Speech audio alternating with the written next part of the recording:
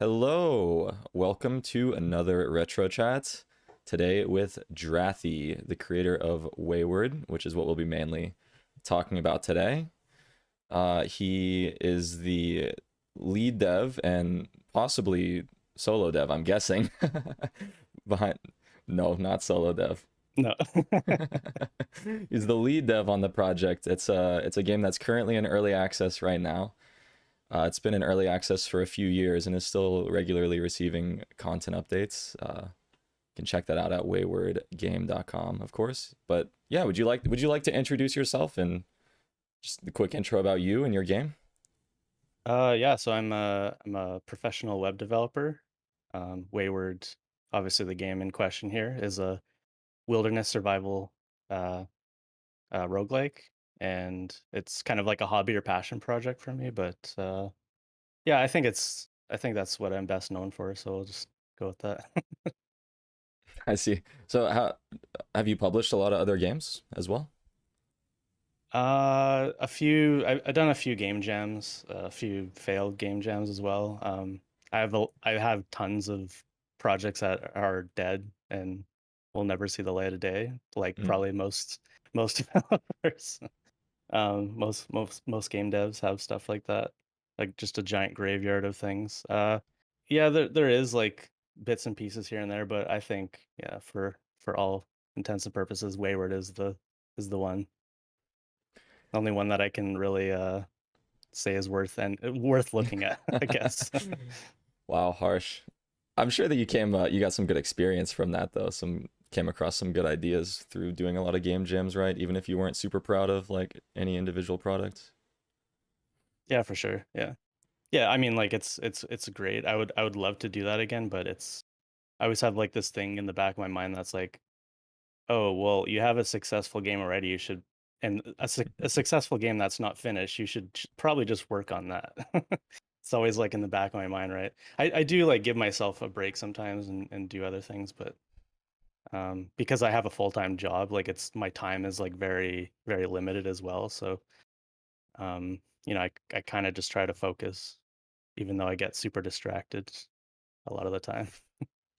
Yeah, I definitely get that feeling. I feel that pressure as well to just only be working on the one project that it's so crucial to get it to that 1.0 milestone, even though there's a couple games that I'm pretty much just waiting on. Like I'm excited to do a couple smaller side projects, but I just don't even want to touch them until I have this big this big stressor out of my way.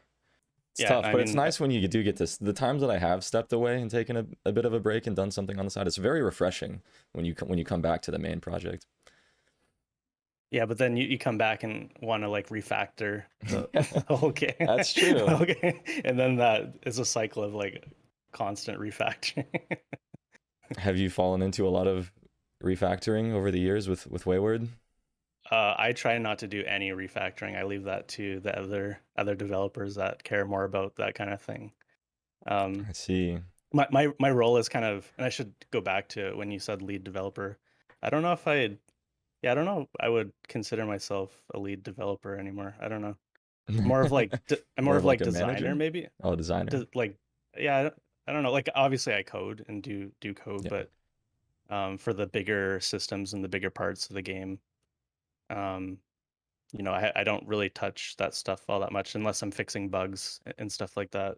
For the most Mm. part, like I'm doing like the content in the game, which is more of like a designer role. Uh, Obviously, it's still code, still developing, but yeah, I don't know if I would call myself lead dev. I That's see. So basically what I'm saying.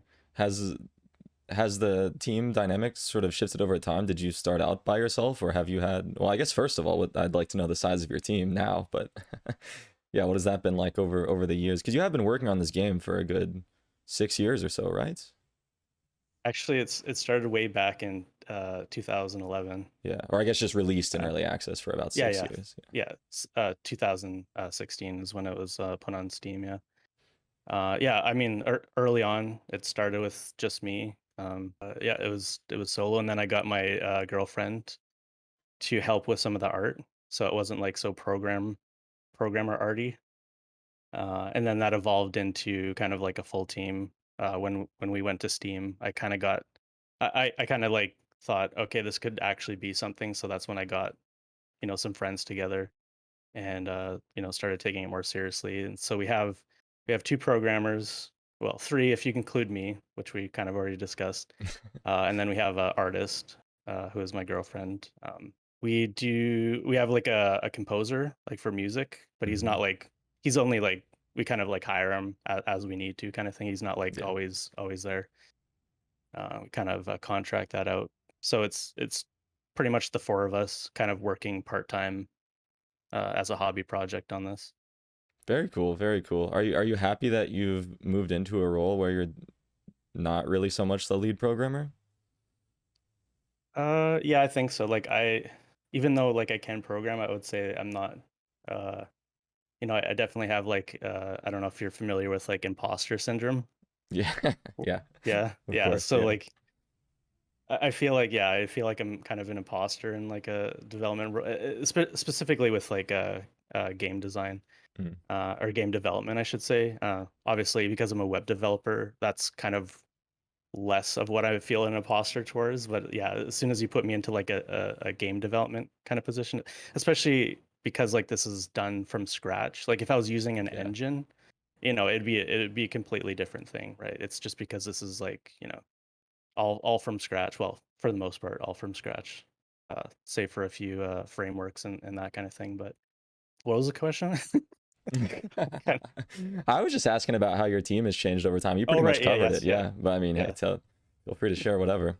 I definitely feel similar types of imposter syndrome type of stuff sometimes, but I've found that it's like, I don't know. I don't know that there's really a finish line to it because I think sort of similarly as well. It's like, well, I'm practically just a web developer. I've only made games just like from scratch with TypeScript, not in the most efficient way, not using like classic sort of principles for game development necessarily.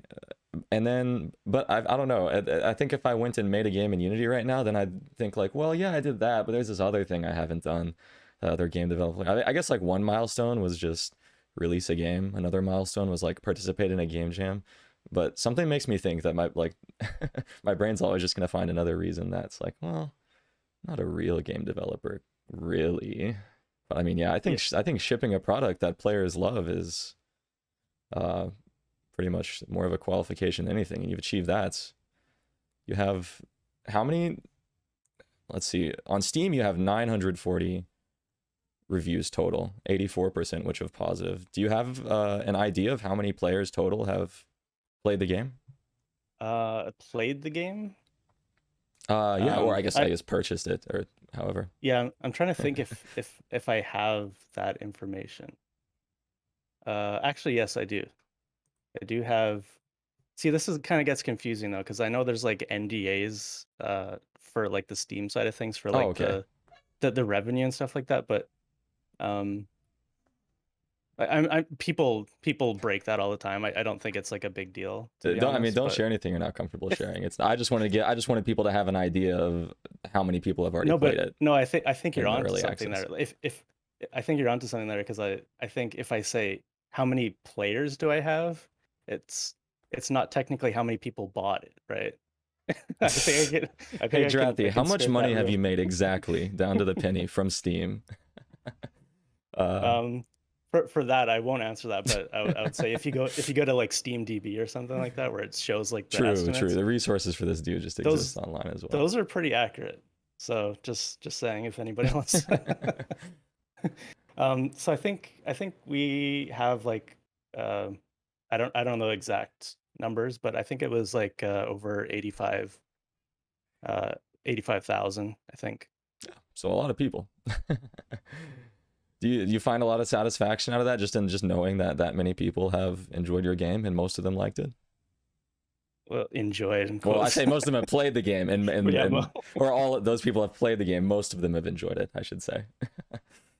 yeah, I mean it's uh I'm the type of person that is like I think you brought this up earlier with like goals and stuff. Hmm. It's like you have like this goal to do this, and then it's like, okay, what's the next thing? So I think I have that kind of thing with Wayward. It's like, oh yeah, I put a game on Steam. Okay, what's next? I need to, ship the next major update. We need to work on the 1.0. We need to get out of early access. There's always like just a step, right? And True, so yeah, true for any situation. You just always want to improve your situation, get to the next step, do the next thing. yeah, so I haven't, to be honest, I haven't really thought about the amount of players that Yeah. Wayward has in quite a while. Like that was like super interesting to me early on. And even Hmm. back when it was just me. I don't know if you know this, but there's like a free version of Wayward available Oh like no. in the browser. And so that's like pretty much like all me, mostly me, uh, uh, with a lot of my terrible programmer art in there featured. But even then, at that time, like um, that 85,000 or whatever, that's just on Steam. I'm guessing there was hundreds. I would have to look at the number again, but hundreds of thousands of Oh wow. people that have played the browser version and still continue to play the browser version because it's like free and in the browser and Oh it's wow. very very accessible, right? Gotcha.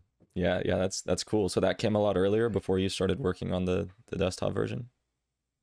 Yeah, exactly. Yeah. Gotcha. So how did So so that yeah, and that's what it started in 2011. I kind of started 2011? on that, so it's very old at this point. Gotcha. And then at some point, did you just always intend on that being a demo and making a desktop? Was the point of that just to build a proof of concept, I guess, to share with people, or were you just Yeah, expecting that to be the full version or become the yeah, full it's version? yeah. I wasn't really sure what it was. It was actually back at that time. HTML5 was like the new hotness. Like it just kind of came out probably like a year or two earlier. So I Yeah. wanted to kind of, I basically used it as a way to learn HTML5 and JavaScript and all that stuff. Even though I obviously I knew some of that stuff, but just to, I think building a game in that technology was like a really good, a really good learning Yeah. experience to really get into that kind of stuff. And so that's what it was originally. It wasn't, I didn't think I had any major plans to do anything with it. I just wanted to make a cool thing in HTML5 and I learn see. and stuff like that. It just started as kind of like that kind of thing, and then it kind of just morphed as I got like more and more people playing. Yeah. PC. I had Rock Paper Shotgun do an article and PC Mm. Gamer do an article, and then I was like, okay, that's when I started gearing up for the Steam thing because I'm like, oh, okay, this might actually be something. Yeah, people are just playing it a ton and telling you they love it. Not a bad reason to want to go further with it. Not at all. Well, that's very cool. That's very early HTML game development. Geez, that's about as early as Yeah, it it gets. was yeah, it was right on the bleeding edge. And I mean, even still now, some things are some of the stuff we're doing right now in the game are I think we're always kind of just on that kind of bleeding edge, which makes it a little bit unique to work on Wayward 2. Like we got into WebRTC like as soon as it kind of Mhm. dropped. WebAssembly, we use that in the game now. We're doing all the new web stuff outside of the web. Yeah. We So, do we do originally want to get back into we I want to kind of make a demo or a browser based version of it eventually. It's just mhm. uh that's on the giant to-do list, you know. You know how it Yeah. goes. Yeah, priorities. So when you first transitioned into I guess ditching that web version, or not ditching it, right, but moving on to writing a desktop version, what did your tech stack look like then? Because like, well, I guess obviously you chose to stick with TypeScript and build a custom engine. I'm guessing based off of like Node.js and Electron and this type of stuff. Yeah, so originally it was all just JavaScript. It wasn't even TypeScript on the web version, and it was pretty much like a single giant file. It was Yeah. really bad. It was really badly done because again, this was all just kind of like it was never intended to, I never had the aspirations to be like a fully proper production of this game. So Hmm. yeah, it was just JavaScript at that point. And so when we moved over to Steam, um, one of my friends and one of the people that work on the game now, he was like, "Hey, what about TypeScript? That looks cool." And so we just kind of went with that. I'm sure that the conversation was not exactly that, but it's that's what it is in my head. Oh yeah, I think there were two. Another developer at the time is no longer with us.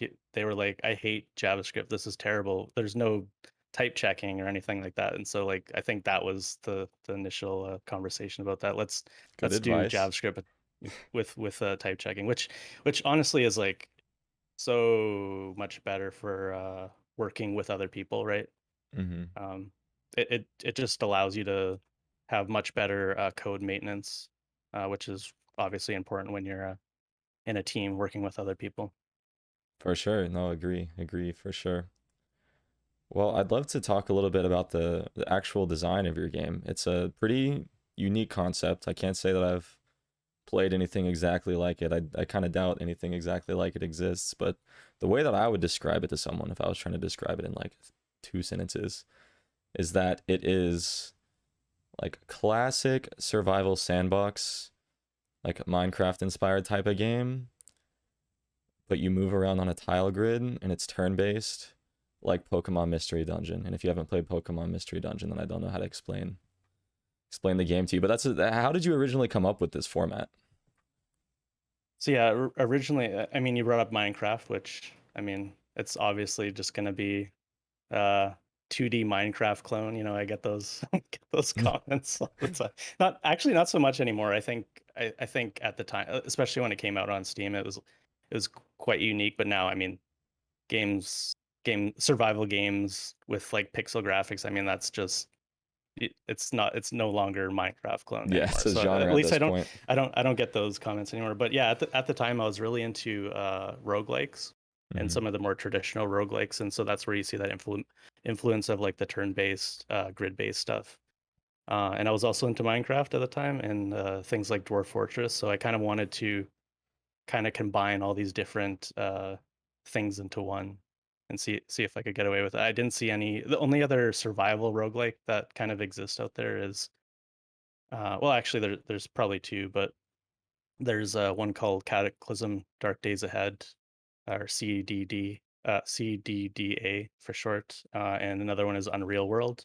And those are very traditional roguelikes where it's very old school UI, like ASCII in the case of Cataclysm, but also Dwarf Fortress. I brought up that too.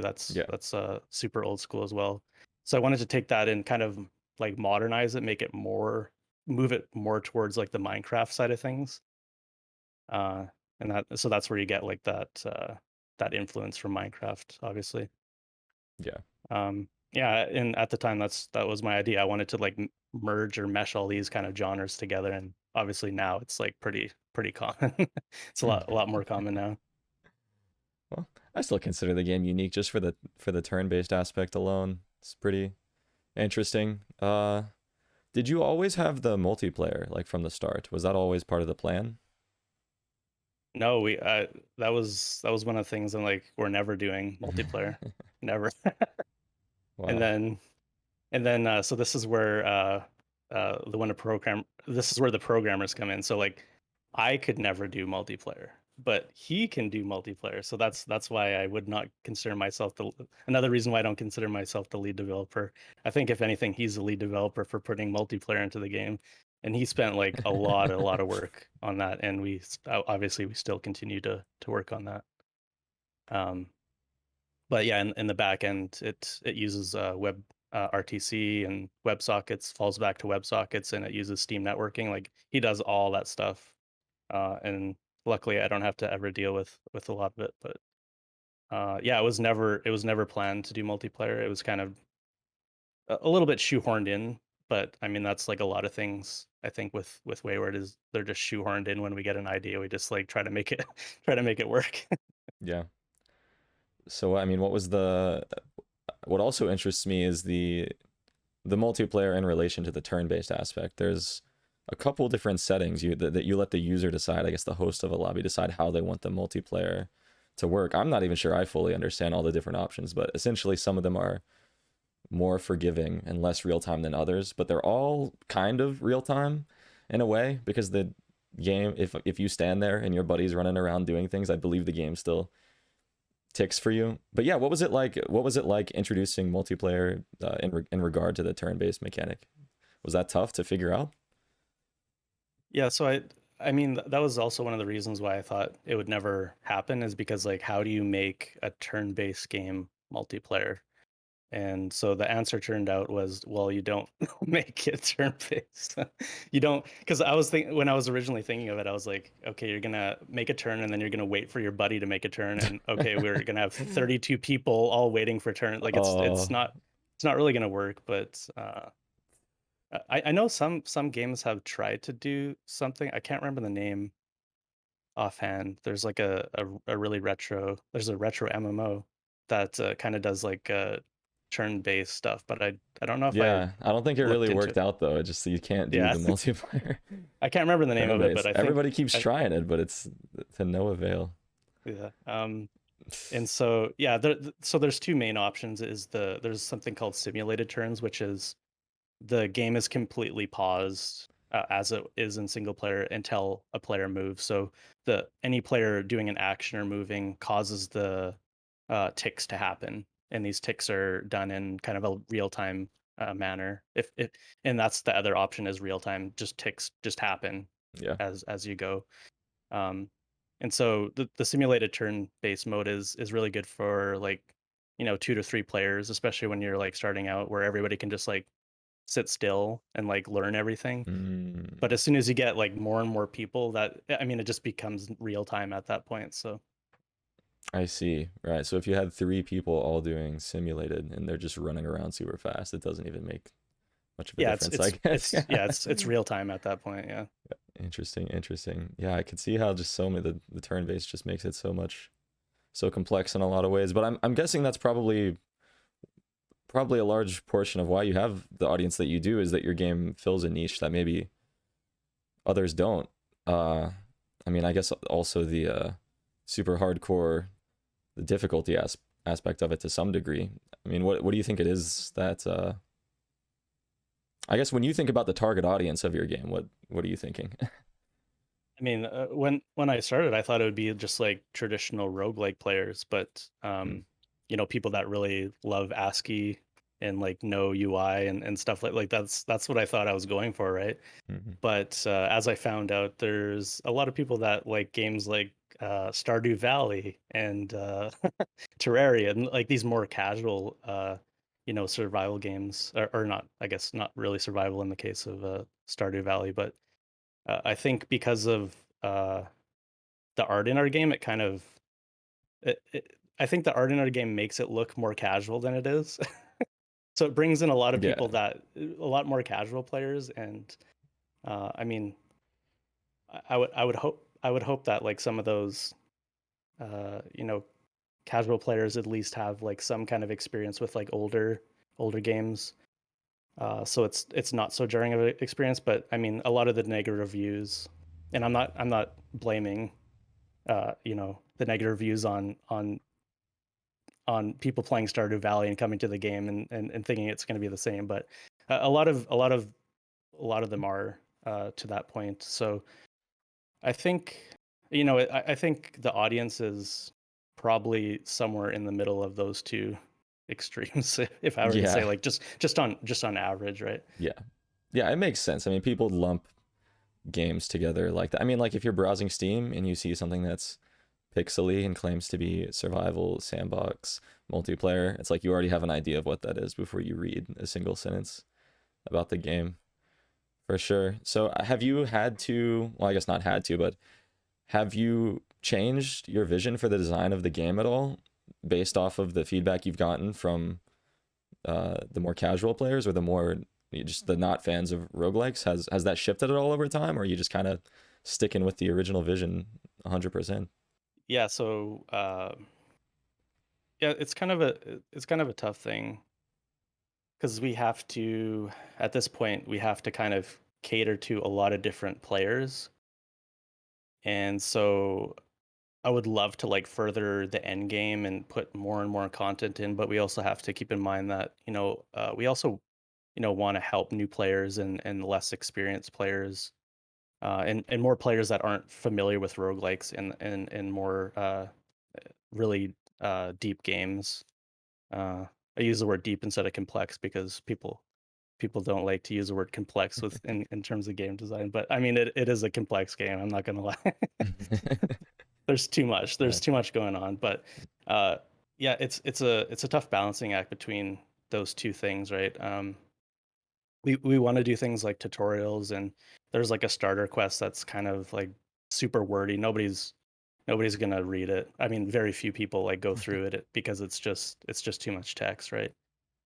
Um, so I think yeah, like our design, our idea, ideology has definitely changed where we want to focus more towards like newer players or less experienced players. Um, whether I mean if we take a look at what the game used to be and what it is now, it's definitely much more streamlined. It's gotten a lot easier actually as well, just based on the feedback. Hmm. But I think it's easier just at I think it's not necessarily easier, but it's like uh, I guess maybe more fair, or like it starts easier and then gets a little bit more challenging, so it's a little bit more smooth. I'm blanking on the word we would use to describe that, but No worries, no worries. it's less spiky. Yeah, Gotcha. difficulty spiky. I don't know, whatever Yeah. word. Well, yeah, it's I mean, it's good to know that the state that you have it in now is at least considered to be good enough to most of the people that played. I mean, maybe if the early access tag was taken away, maybe people would be a bit more critical, but it's as unforgiving as it is right now, or as hard of the learning curve is, it's people the majority of people are getting through it at least. Yeah, so what I mean, are you as far as your design of the more tedious mechanics like the or like you were talking about possibly simplifying things, what would be some examples? Like I know for example the crafting is very sort of tedious in the sense that there's a lot of different ingredients that feed into different ingredients and feed into different ingredients like 3 generations in a row, or like the whatever the feature where you can like break items and they turn into something else, and the crafting recipes that you don't know what they are until you have the items and such. Is that just sort of the style, just the hardcore of really just feeling like you really have to do it all yourself kind of nature of it, or Yeah, do and you plan it's to change directions at all? yeah, and it's the crafting is actually even like way more complex than you're making it sound. There's an insane level of depth to it that's like kind of hidden from the player. Mm. But I mean that's kind of an intentional thing. We want to kind of hide that stuff until the mid or late game. And yeah, I think it is kind of about like hiding or gating certain things so players can get into it easier. And I mean just coming up in the next major release, we're trying to simplify a lot of things. One of our developers is completely redoing like it was called the quick slot UI, which was kind of like a mess before. It was kind of like a stopgap measure. So we're redoing that whole system, but we're also Mm. taking out things like there's a mechanic where you can like put things in either hand and then like turn off your left hand for like attacking and turn on your right hand and like vice versa and stuff like that. And so like we removed like that whole system because it's nobody understands that and it's Mm. very hard to like teach players that. So we just have like you have a main hand that you attack with. You're not each turn like hitting with both hands anymore. So it's we're definitely simplifying things based on, like the reviews and comments and things like that. Um, and going back to the crafting thing, yeah, that's a tough thing because a lot of the really late game players really love the depth of crafting in the game. Um, so it's kind of tough to choose between simplicity and cater towards the players that are looking for something more simple, and also cater to those hardcore players, right? And I think it just does come down to like gating that stuff off until they're kind of ready to Yeah, learn that whole thing. I'm surprised to find out that yeah, that I didn't even get to the complex part. I play for context, I played the game for maybe an hour or two about a month ago. But yeah, that's an interesting way of going about the design, is to just strip away the more difficult features in the early game. Yeah, and I think that's just what it's going to come down to. We're going to probably work on stripping a lot of that stuff back, or removing it, or rethinking a lot of this stuff. A lot of the stuff in the game kind of goes back to, traditional roguelike ideas, and those games are not accessible at all. So Yeah. it's like learning how to like improve on those old design concepts that are still in the game, and making something as complex as possible, just because, right? Obviously it's like it's a simulation game, so it does have to have some complexity. But it's about not making it complex, but making it deep. That's the word to use, Mm. right? Deep game, yes. So one thing that I did not get into when I played the game too much was the karma system, and I saw a lot about that in the reviews as well. And it seems like something about the game that's pretty unique. What did you design that based off of, or how did you come up with this? And I guess if a short description of how it works. Yeah, so there's two I guess scales. There's like benignity and malignity, right? So that's like evil and good, right? And so you can Hmm.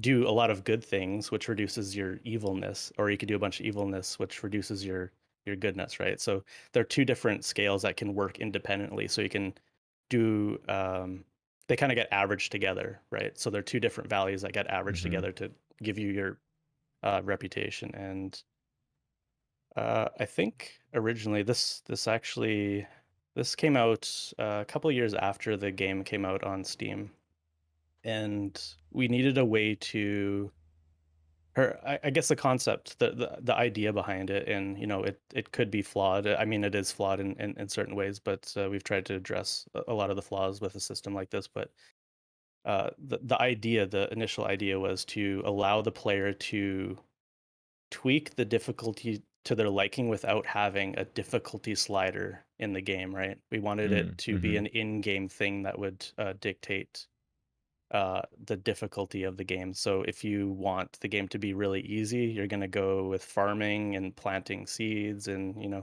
petting petting goats and taming giant rats. You're going to do all the nice things, right?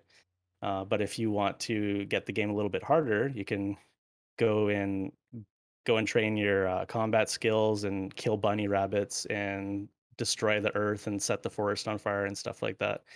And so you can do both in the game, and they're completely reversible.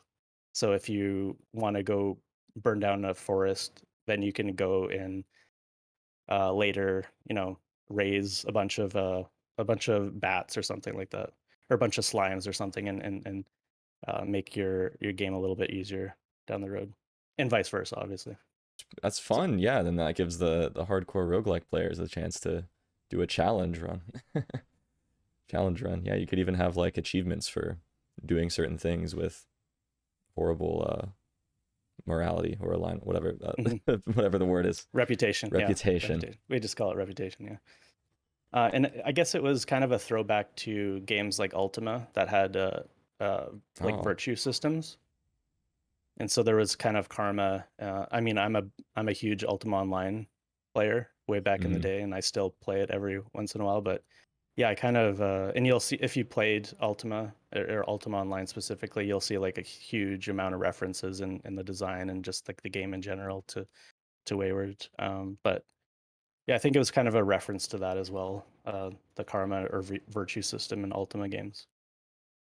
That's very cool. Yeah, I never played Ultima Online. I did another podcast episode with the developer of Drantic, which was a Ultima inspired game. Yeah, And it yeah. had he had a lot of interesting stories about the karma system in that game, and it really drove a lot of the community interaction in the way things were. I mean, it's quite different from your game, I guess, but it's sort of similar in the concept of do a bad thing, face Yes. punishment. Uh, The types of things that cause reputation is stuff like destroying terrain, right?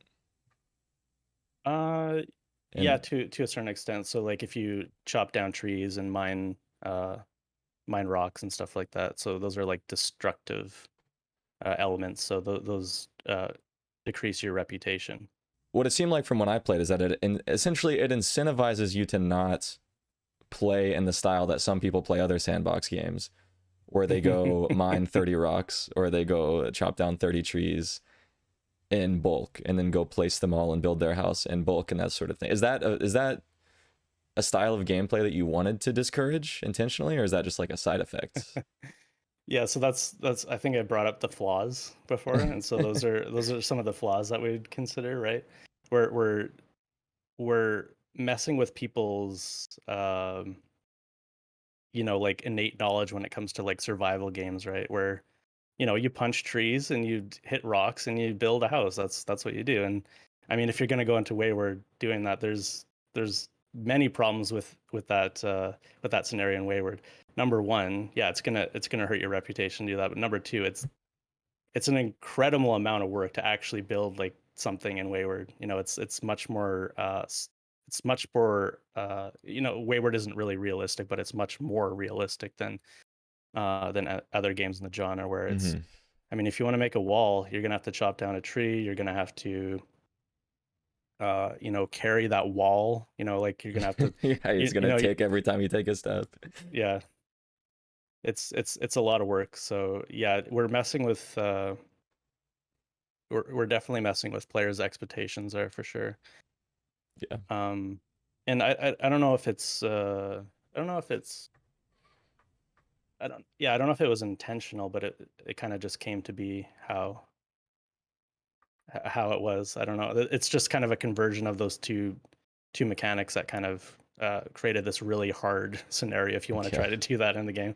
Like I don't know if I would. I mean, there's always ideas to like change how the reputation works, but I don't know if we'll go through with anything or do yeah. an overhaul at some point. But yeah, I think it's like in a decent place.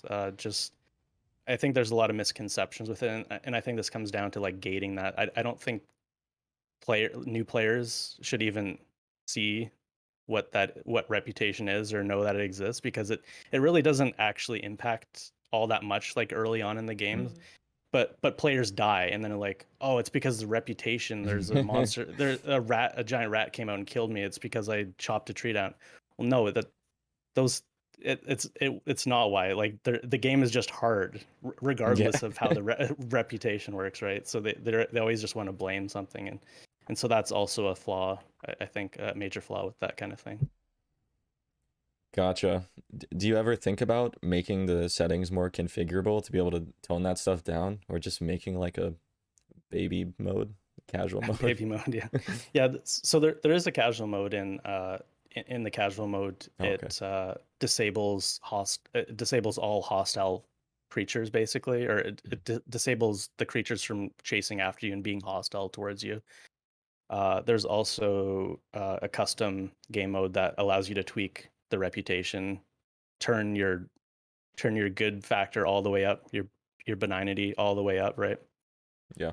And then or tweak just like the rate that things happen in, so you are mostly always good all the time, so you can play a little bit more casually. So that stuff is all there. I think the thing is, it's a lot to look at and it's a lot to configure, and so players just want to click a button and play the game. So I think a lot of that stuff, kind of falls on deaf ears, kind of thing. And anytime where you have like a lot of text, you can just always assume that the player isn't going to read it. Yeah. So we do have to streamline a lot of that stuff for sure. Yeah, Yeah. put more graphics, put more art in the game is what you got to do. There's so Do you want this? much just Do you want the smiley face or do you want like the mean face?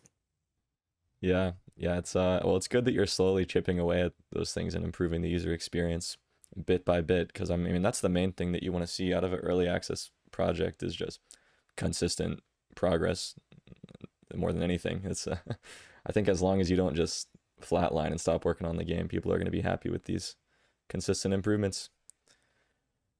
Um, there's also just a lot of sort of random scenarios as well that are really punishing, unforgiving type of stuff, like trying to sleep next to a fire or something. I've had at least two or three random interactions just like trying to do a certain thing on a certain tile where it either killed me or it's such a major setback that I was like, damn. But I mean, I'm guessing that's just part of the charm of the classic roguelike games for you, right? Like, just something silly killing you and you just know not to do that next time. Is that just, you appreciate the charm of that? Well, yeah, I try to be fair. Um, like I don't want to make it just difficult for the sake of difficult, but I do like making a difficult game. Like that's the I'm making. I mean, game developers usually make the game that they want to see. I mean, that's Hmm. typically Right. why we do this, even though we don't actually end up playing the game that we make, right? Generally, or not in the same way, right? At least I don't. Yeah, like I like hard games and I want the game to be hard, but I also understand that players don't want a hard game, so like I leave those options in there for them to tweak it. Obviously, there's some interactions that could be better. For example, when you were playing the game, you decided to there's a whole bunch of things that happen there, but like you decided to go into the ocean and die, which Oh yeah, I was like, I want to start fresh. yeah, but also all of your items also went into the water, Right. so it's like so it's I thought like I was gonna spawn with the same default set of items. so at Oh, that point I'd look at that, I'm like, oh, that is kind of unfair because it's not something, it's basically just your lack of knowledge that led to that situation, right? So you kind of have to think about situations like that and ask like, okay, can we like tweak that thing? Because for me that's kind of unfair, but it's kind of a gray area, whether we would. It's kind of a funny scenario though, right? Like it's yeah, that one you might have thought been a little. you had really good intentions, but the game just did not, work the way Oh, that you thought it would. So that might be a bit of an outlier case. So I don't know if you're gonna no, see a lot of I people. actually didn't. I never saw that before ever. So Yeah, I was kind of in I had been up all day and I was like in rage mode as well. Everybody else in the voice call was saying, Evan, you dumbass as well for doing that. Like, why would you go into the ocean? I was just thinking like, oh, when I first created the map, I spawned in with maximum stats and all these items. If I kill myself, I'll just respawn in with maximum stats and all those yeah, same items. yeah. So that's a good point. So the reason why we don't spawn players in with the maximum stats is to discourage what you basically Yeah. did, right? Because otherwise people would be just dying left and right. And so, I mean, I guess that is a good like point. Like maybe that is kind of like an optional thing, but at the same time, I mean, that's just kind of our thought Yeah. with why that's like that. But Yeah, I guess put it in the baby mode. I mean, baby I mode. think that I would be more the target audience for the baby mode because I essentially came into it just treating it like a casual multiplayer sandbox game. And I played multiplayer first as well. And I don't think that getting into it with multiplayer first is the best learning experience. And we were just all running around dying. Yeah, yeah, that's definitely it's a little bit tougher to start with in multiplayer for sure because a good thing with that turn-based thing in single player is like you can really take your time at like, okay, there's a rat like in my door. Like, what do I do here? You can take as long as you want to think about, Yeah. oh, maybe if I put a chest in front of the door, I could do that. Maybe I can jump, uh, you know, jump over him through the door. Maybe I can give him these seeds that I have in my backpack. There's so many things that you can like kind of think about and just sit there and think about them.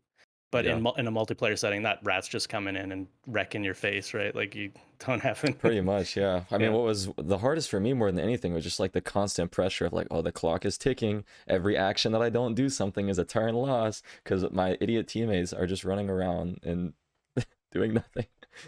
Right, and so that leads to a lot more difficulty in multiplayer too, especially when you're Yeah. talking about thirst and hunger and stuff like that, because those count down, right? As other players are Yeah. doing stuff, and so if you're just sitting there doing nothing, it's like you're just slowly getting worse off, basically. Yeah.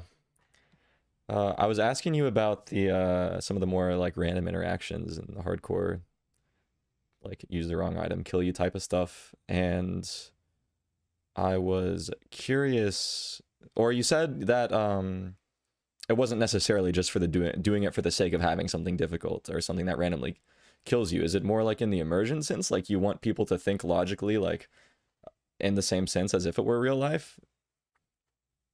Is that uh, like part of? No, yeah, sorry, you go ahead. no, yeah. Well, do you have more to tack Not onto that, really. or? Oh, I just feel I feel like I sorry, I didn't want to cut articulated you that off. question badly, but I don't. No, no, I understand. Yeah. Um, So yeah, I mean there's simulation in a hint of realism in pretty much everything we do.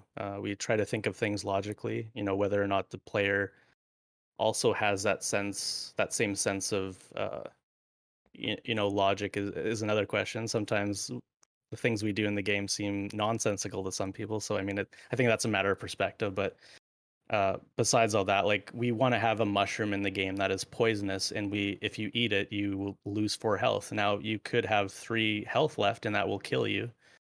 There's things like that. We don't want to make it so it puts you at 1 health because that.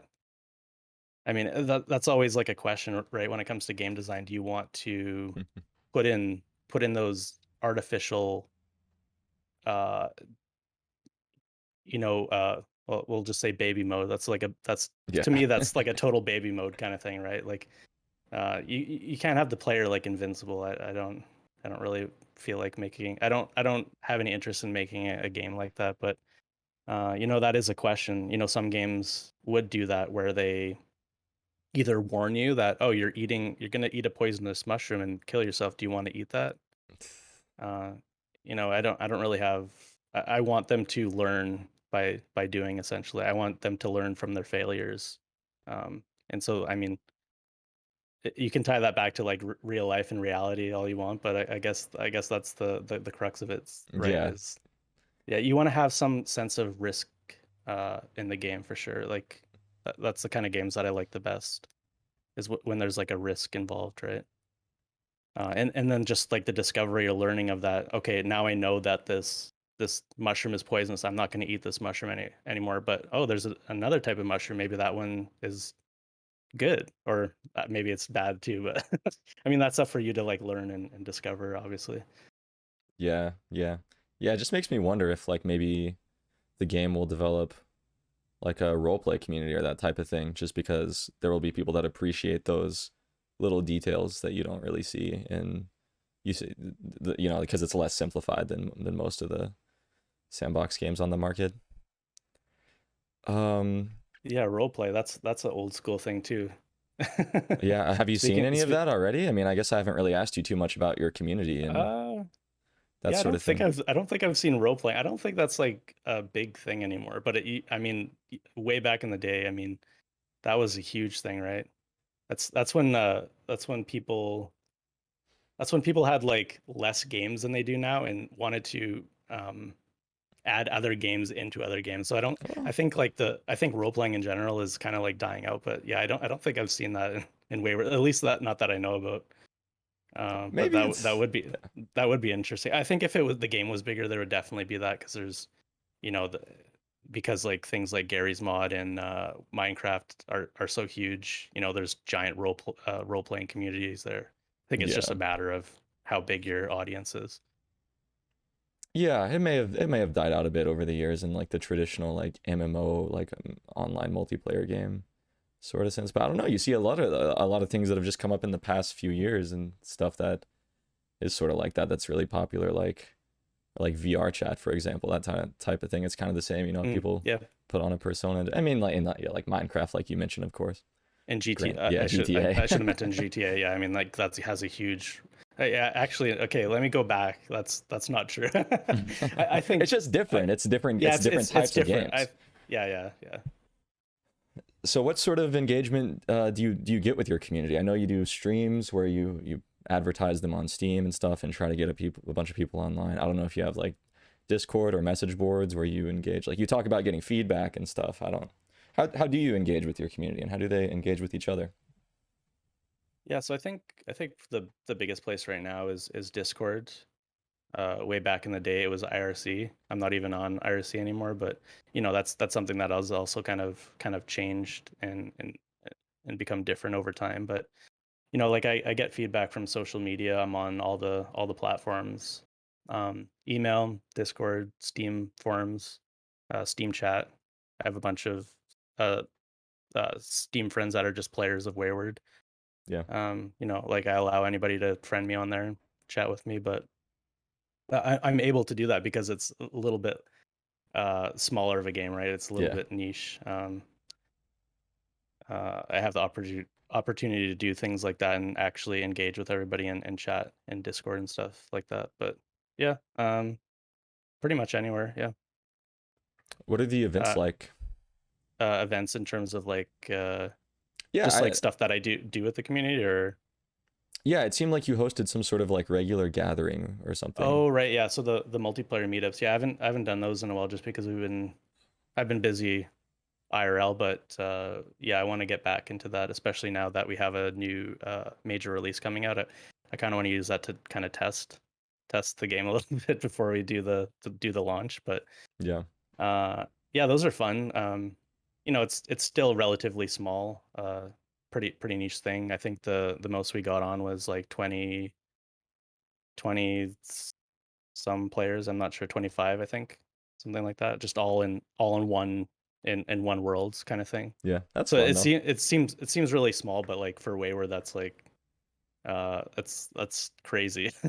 Yeah, It's crazy to be it's crazy to do anything with that amount of people in like that small of an area, and it leads to all kinds of craziness. But um, yeah, obviously, I think for the most part, it's the people that play online, they have a friend and they play in a private game and they just play yeah. with that friend. That's typically what we see. That's like probably 90% of the multiplayer sessions is just Mm. friends playing together in a private game, which is, I mean, that's fine, but it hasn't really taken off in like the big public kind of server, kind of dedicated server kind of Gotcha. sense. But I mean, it might or it might not. I mean, I don't know. Hey, hopefully it doesn't. So you'll sell more well no, I guess that doesn't make any sense. I was thinking if you had less people per lobby. Never Oh mind. That yeah, was a dumb thought. yeah. Um No, we want the game to sell more, No, we want the actually. game to sell more. I was thinking smaller lobbies would be better for you. No, I, But I that I doesn't see what make you're any saying, yeah. difference whatsoever, so we'll just pretend like that was not said. Well, I'd like to go back to some of the technology stuff because uh, with sandbox games in particular, there's performance concerns usually. I mean, I know that Wayward is a pretty simple tile game and a turn-based game, so you probably get a lot of slack, like a lot of leeway. I mean, for that reason. But have there been technical challenges related to that sort of thing, or any other issue? I guess really. Yeah, I mean, it comes down to JavaScript is single threaded, right? I mean, you have to kind of work around those issues, and because it's running in Electron, it's running in a browser essentially. Hmm. The browser limits, your CPU usage and stuff, so you have to kind of think outside the box. And so we do things like we use web workers and we use WebAssembly for really crazy complex things like monster pathfinding. That's the reason Mm. why WebAssembly is the reason why we can have like thousands of creatures all pathfinding towards you. That would just not be Mm. possible with JavaScript, like at all, basically. Yeah. Um, so and WebAssembly wasn't there on day one. That was something that we had to put in because we were dealing with performance issues. And I mean, we're always dealing with performance issues because it is JavaScript, and it is kind of like it is a double-edged sword where we have all these tools available to make this game easy to develop, but also hard to maintain and make performant, right?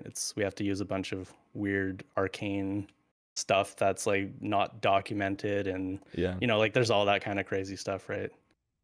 Yeah. Um No, that's definitely I'm talking about WebAssembly, uh, and that being the like core technology for you being able to have the pathfinding. That's definitely bleeding edge, like you said earlier, for sure. So you just when you were first starting the Electron version, 10 years ago or so, or whenever, were you just hoping that technology would improve in the long run, or you just hadn't really considered what was going to be needed yet? You were just kind of giving it a go? yeah, I think we're just kind of giving it a go. I think Yeah. that's I think that's like our tagline. Gonna give it a go. We'll see what I see. happens. And then every time something new comes out, you're just like, can I leverage this? Can Yeah, I integrate exactly. it? Yeah. Yeah, hopefully I can bother you for some advice when I inevitably am having performance problems and need the magical WebAssembly technology. Yeah, Yeah, so oh how yeah. how do you render everything in your game? I use I think I asked this. Pixie.js. Oh, right. Yeah, yeah, right. Okay, yeah. So you're with good company with things like Vampire Survivors on Steam. Massive, massive hit. Yeah, I haven't Done in played that Pixie. game actually. Or I've wait, no, seen that wait, though. wait. They use Phaser. Never mind. Or do they use Pixie? I can't Oh, remember. I don't. Phaser also uses Pixie, but yeah, Oh Pixie's. yeah, right. Yes. Sorry. I've. It's been so long since I looked at that. Speaking of that, I did kind of want to do that with Wayward at some point, but then we kind of said, no, let's just do our own thing. Hmm. So did you rewrite it in WebGL or is it still Yeah. like? Oh, okay. Are you gonna Yeah. rewrite it So again when we have WebGPU? that's a question. That's a card in our on our Trello right now. Is are we gonna do that or not? Yeah. We probably will. Yeah. Obviously, there has to be support for that. There's not really enough support for that yet, but there's also things like Vulkan. We want to, support that, but that's luckily like something like that's kind of already kind of just built in. We just kind of have to test for it. So, and that's kind of like the the double-edged sword that I was talking about too. It's like there's all these stuff, and it's kind of just like it just kind of works. It just kind of works on Mac. It just kind of works on Linux. Just Hmm. kind of works on everything. Hopefully, to a certain extent, and then we tweak things. But it's nice not having to deal with all that cross compatibility. But at the same time, there is these issues that we run into where because we're not dealing with like the bare metal code, we're not dealing with the native code. We have to we're restrictive in some ways. Yeah. Was it hard getting it on Steam at all for that reason? Being an Electron game, I don't know how common that was 6 years ago. Yeah, there was a couple at the time. I think it's definitely much more common now to see Electron Oh yeah. on Steam for sure. At the time, kind of want to just Google it. It was actually kind of like a Binding of Isaac style game. It was released on. It was actually released on nw.js. I'm not sure if you're familiar with that, but that's Node WebKit. It was basically Oh like yeah, the yeah, yeah. earlier version of Electron, Yeah, I've heard of this. essentially, and that's what we were actually originally using with Wayward until we moved to Electron. But um, yeah, I think there was maybe one or two games on Steam that were using like web stuff like that at the time. But now obviously it's huge. Like Yeah. there's tons of there's game makers that obviously, I mean, Unity compiles to web stuff too. So I think everything is just gonna be web. You think that's a good thing or a bad thing if that is the way that it goes? uh I don't know. I guess it makes it much more accessible, obviously. Yeah. Um, We just have a lot of there's a lot of Electron haters in the world. There's a lot of people that mhm. are just like infuriated and feel like we're just heading down a dark path by like having everybody make stuff in Electron. I don't feel that way necessarily, but it's an opinion that I hear Oh yeah, a yeah. lot. Yeah. Honestly, I haven't got too much of that. I know that. I think that's kind of more like uh, I think for the most part, like the players don't even know that it's a web No, it's only game. something software developers talk about. Yeah. Yeah, it's only for the developers, right? It's Right. only for the elitist kind of people that really. I mean, it's the same argument with Yeah. Flash, right? Like back in the day, it's like, oh, everything's using Flash. This is terrible. It's horrible, kind of thing. Like when I was doing Flash stuff back in the day, I got a lot of, uh, I heard a lot of people talking about that. But I think it's eventually it kind of eventually those haters got less and less though as Flash matured, Yeah. and obviously it got worse towards the end as well. But I mean, there's a period of like where Flash was like the thing, and everybody had to use it, and it was the best. But Right. um, yeah, I mean, actually, I mean, JavaScript was like that. It's like, oh, what you run JavaScript on your browser? That's like terrible. It's not performant. It's like bad. It's like a security risk. Like there's like people. I mean, there's still like no script plugins now that Yeah. people try to. I mean, I don't know how they browse the internet. The internet is JavaScript now. It's Yeah. impossible to like avoid it. But there was JavaScript haters. I mean, there still is JavaScript Yeah. haters, but I don't know. I True, think just true. just use whatever works for you, and don't worry about the haters. Use whatever works, you know. Agree. Use whatever works for you. Agree for sure. Has there ever been any sort of marketing push in Wayward's history? Because I know you were saying that you sort of just threw up the demo and you just got bombarded by people loving the demo. Did you sort of just take that and lay low, or have you continued to try and push the game out to new people over the years? Yeah, so I do a little bit of marketing, not as much as I, probably want or should, but it just comes down to it being like a hobby project. I think I just Yeah. don't have the time to do all the ththings as best as I could.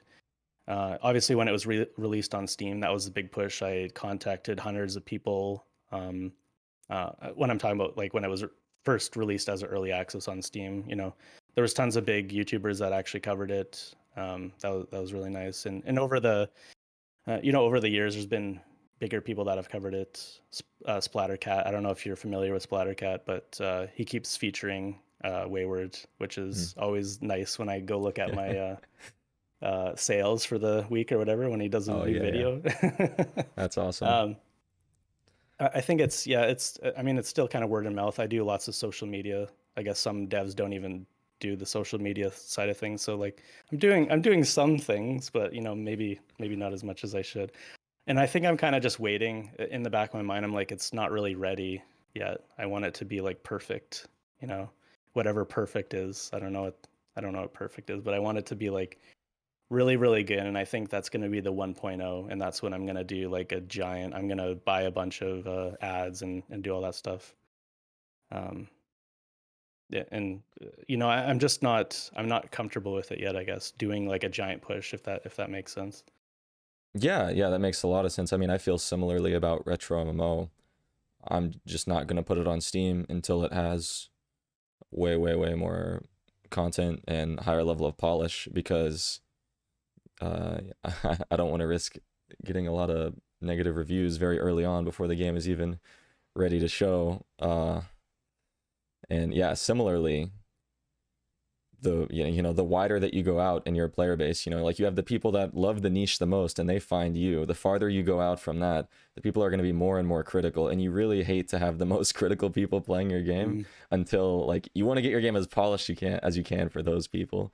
So it's to the point where it's like, man, if they have a criticism, it needs to be that they just don't like it, because if 1,000 haters come and complain about a UI thing that I know is wrong already, I already know it's wrong, it needs to be Yeah. fixed. That will be sad times. So Yeah, I and think you're playing it smart for that reason. I mean, you've already got your established audience. No yeah. rush, man.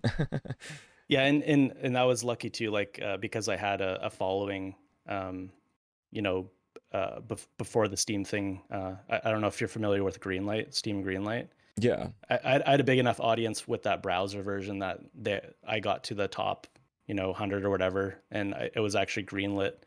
And then so I'm like, oh my god, that's like such a milestone. And I'm like, Yeah. and then they discontinue green light. So I'm Yeah. like, oh, it's okay. Anybody can just be on Steam now, so it doesn't mean anything. Oh man.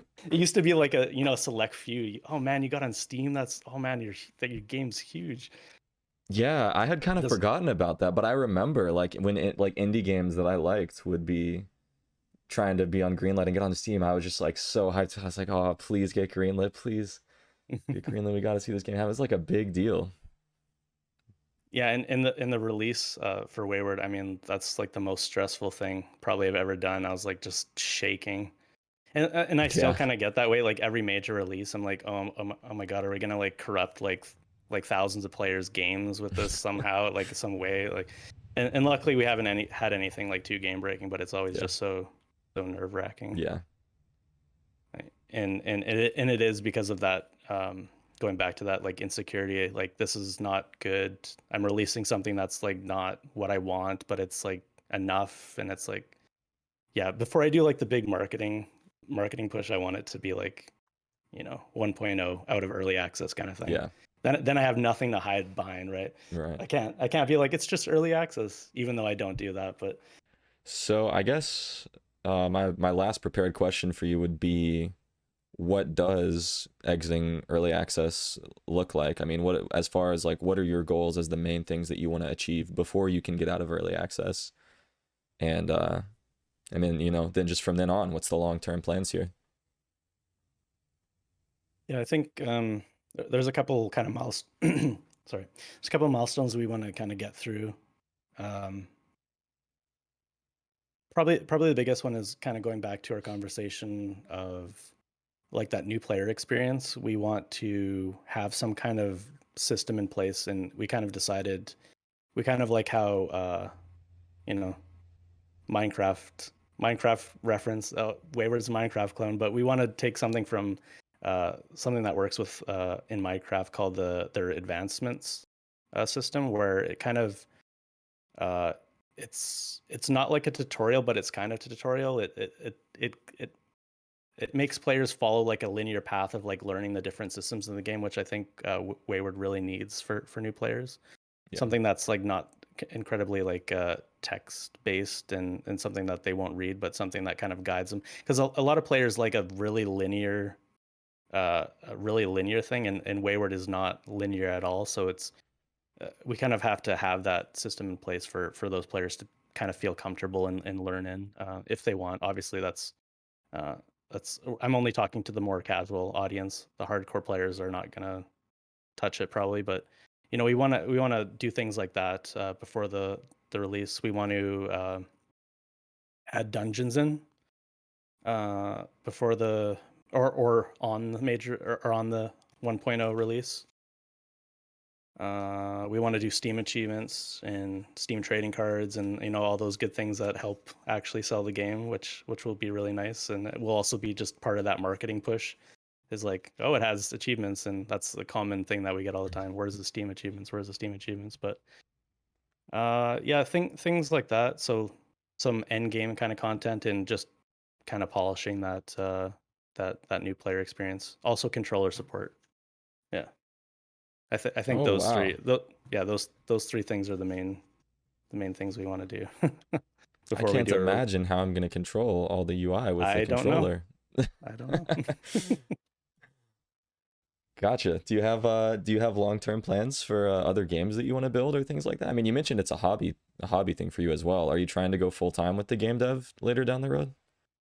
Not sure yet. Yeah. I know it's like I mean, I've been doing this on Steam. I've been doing it semi-professionally or whatever you want to Mhm. call it, or professionally since 2016. But yeah, I think I'm fine with how my life is right now with everything. Yeah. I mean, it's really risky to. I'm really risk averse, so like, there's people that like quit their job, and go full time, and then either succeed or fail. I feel like I hear more about the failures than the True. people that succeed. But uh, I would like to maybe eventually do that. But and I also just like I like what I like my full time job. I like web dev stuff. Yeah. I do that on the side as well. So I don't know. We'll see what happens. I guess like if this if Markiplier features the game, Uh, I mean, my hand might be forced to, do this full time, but yeah. Well, I don't know if that, yeah, I don't think that's gonna happen, but you plan to keep updating the game though, like after 1.0, just kind of oh yeah, for sure, yeah, indefinitely. this Yeah. is this is kind of like a lifetime project for me, I I see. think. So you're not tired of it yet. Uh, yeah, no, I'm not tired. Not I tired don't of it get enough to not no, work yeah. on it for the rest of your life. I I mean, it makes me think you must be really passionate about it. Talking about, I don't. Most people don't talk about a lifelong project. That's how I feel about RetroMMO as well. But I don't hear people. It's not a yeah, common occurrence. yeah, I don't. I think it's kind of discouraged, right? Where you're supposed to have like a project document, a design document, and you're supposed to follow it, and you're supposed to release your game, and that's supposed to be it, right? Like, you're supposed to do all these good things as a good game dev, right? You're not supposed to there's not supposed to be feature creep. There's not supposed to be any of this stuff, and I think, like, if you look at our Trello, I mean, it's public. It's basically like feature creep the game, right? I mean, Yeah. it's just the whole thing is just feature creep, and you're only allowed to do that if you're actually really passionate about what you're doing in your project, and you keep updating. Obviously, there's games that have that and then they just die off, but um, I'm in a position where I can just kind of work on this basically indefinitely, and a lot of the bigger roguelike projects, uh, you know, uh, also follow that same philosophy where they just like there's games that are like 25, 30 years old that are just continuing to get updates, and that's kind of where I see Wayward. That Yeah, same methodology there, yeah. yeah, it works for. I mean, especially for survival sandbox is a very common genre to be the type of game that is just sort of infinitely maintained. I mean, it's almost like software as a service. Not really, because they buy it one time and they get all the updates for free. Yeah. But I mean, MMOs are essentially software as a service, and the only difference between like a game like yours and an MMO is it's just that a player hosts the server and it's not a massive like it's an open world multiplayer game where you freely do stuff. It's kind of it generates the same sort of atmosphere in some ways, I guess. Or like when you think about like Minecraft, people make MMOs in Minecraft, and Hmm. when games feel like a ever evolving world, it's just kind of expected these days that there's just always going to be new. Like they can't just stop updating Minecraft. They can't just stop adding new features and be like the game is done. They'd never Yeah, do that. I don't know if Minecraft will ever stop updating. Yeah.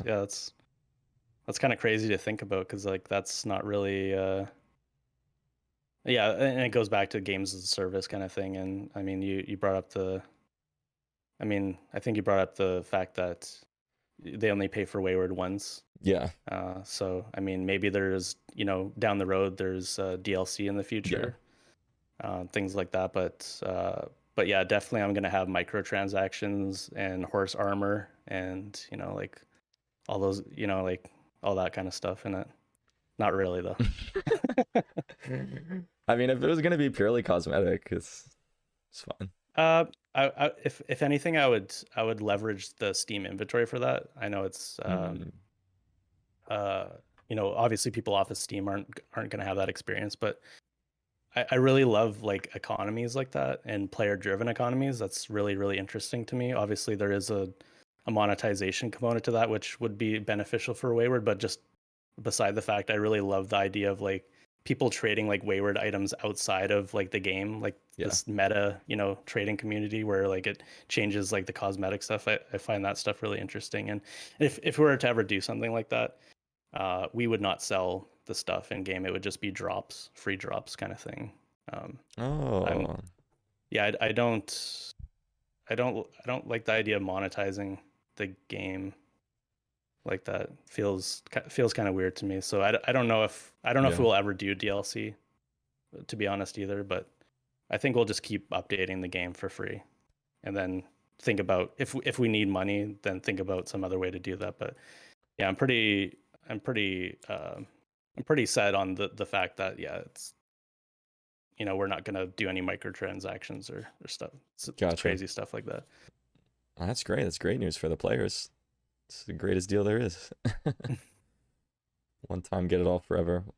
Well, is there anything in particular that you'd like to share about Wayward that I didn't cover? No, I don't think so.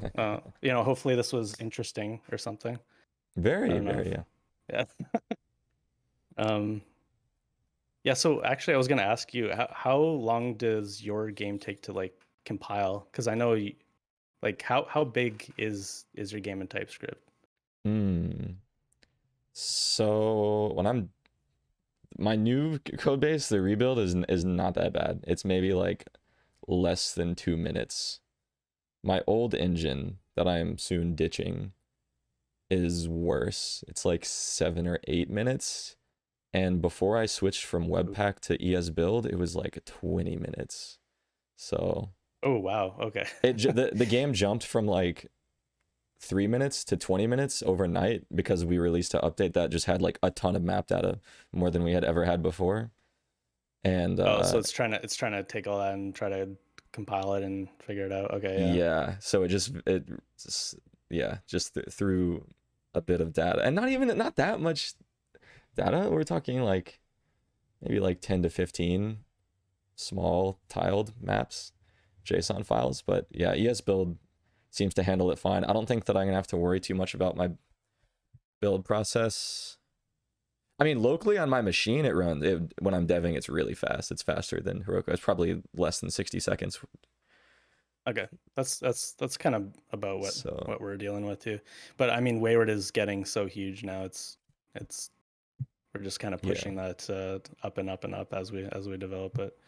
Yeah, that's one of the annoying things, I guess, about doing a big project in TypeScript. But Yeah, yeah, you reach a certain point, it's like, oh, how can I optimize this further? I mean, and the long-term answer may be ditching Node.js, but I don't think that that's going to be super viable, especially not for game dev, probably yeah. too soon. So RetroMMO, let's see, I got it pulled up. 32K lines. Is that right?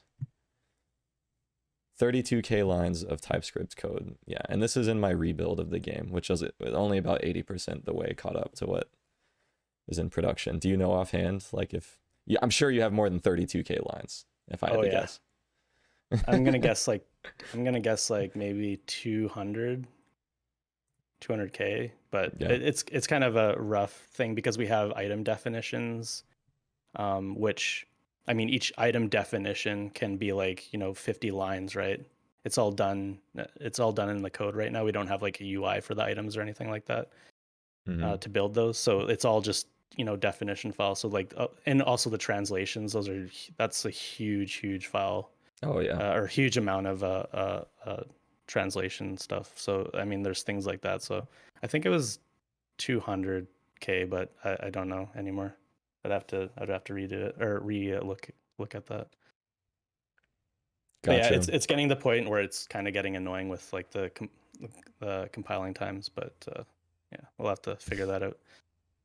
For RetroMMO, it's just a problem for the devs that help me out that have like really slow computers, and it takes them a ridiculous amount of time. I kind of have a pretty nice computer, so I'm maybe a bit biased in thinking that RetroMMO only compiles in 60 seconds. But yeah, I don't know. Yeah, At I least as just the years goes on, at least computers are generally getting faster. If I can just keep RetroMMO yeah. slow, but it's not. I'm definitely outpacing it. Yeah, I'm that's kind of sure we how all I are. feel too. There's Yeah. like all these players that are on like Windows, like Vista and XP machines, like trying to play Wayward, and I'm like, eventually those, and then I have to deal with like all the support tickets that I get or the support emails that Yeah. I got. Like, yeah, this doesn't run on my Windows Vista machine. Eventually, like all those computers that those people have like won't exist. So.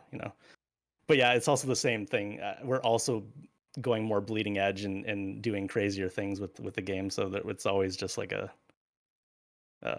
always just a never ending problem with that kind of stuff. Yeah. Yeah. Any software, it's like that for sure. But yeah, JavaScript, it's like we're looking for any sort of performance gain we can get without having to write it ourselves.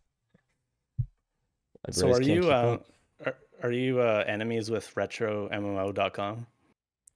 Yeah. I mean not well, yeah, he was making a game called Forge Storm, and then he has like RetroMMO.com redirects to it. So Oh, I okay. joined his Discord server, and I was gonna use the name RetroMMO whether he gave me the domain or not, because he wasn't using the name RetroMMO. He just had that domain as like a redirect, like marketing domain, Oh, I I see. guess. But I offered to buy it off him. I offered to buy it for a lot of money. I asked for like $100 first, and he was like, "No, not even close." And I just went up a bit, and I was like, "Okay, $1,000," and he was like, "No, I'm not selling it for any amount of money." I changed my mind, and I didn't really hear anything. Like I just never really talked to him again. I was like, "All right, it'll just be kind of awkward to interact with him. Probably shouldn't, especially if there's legal things later." But then like Yeah. one day out of nowhere, he